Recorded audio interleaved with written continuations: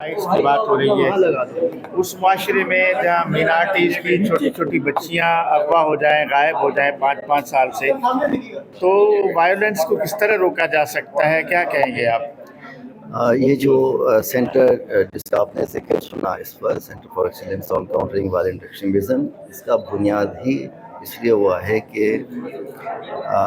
सिंध के अंदर जो पूरे पाकिस्तान में सारे सेंटर्स बने हैं, तो पूरे मुल्क के अंदर मजहबी रवादारी हो, हम आहंगी हो, मक़ामत हो,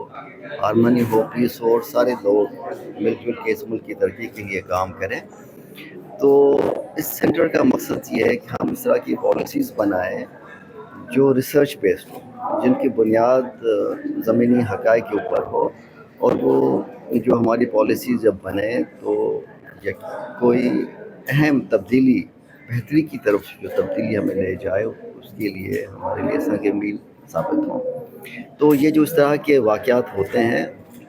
ये सेंटर कोशिश करके वो पॉलिसीज़ लेके आने की कोशिश करेगा,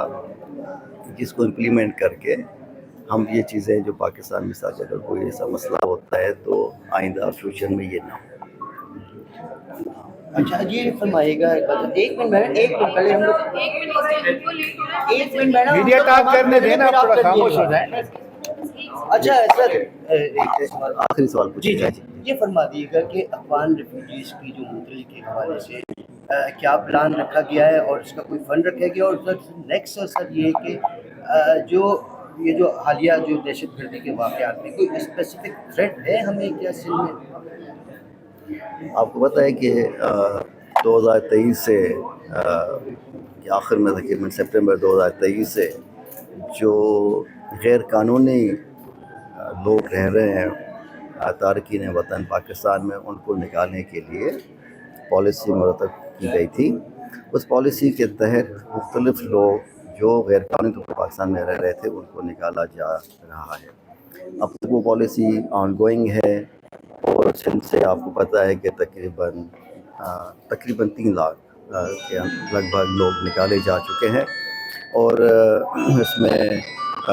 ये पॉलिसी कंटिन्यू होती रहेगी तब तक हम आखिरी शख्स जो गैर कानूनी तौर पर पाकिस्तान में रहता है, चाहे वो वीज़ा लिए बग़ैर बैठा हुआ है या वैसे ही आ गया है, या वीज़ा लेके आया है तो वीज़ा ओवरस्टे कर गया है और वैसे यहाँ पे पाकिस्तान में बग़ैर अथॉरिटीज़ को बताए हुए स्टेशन के रहता है, हम उसको जब तक नहीं निकालेंगे तो ये पॉलिसी चलती रहेगी। अच्छा सर, स्पेसिफिक थ्रेट नहीं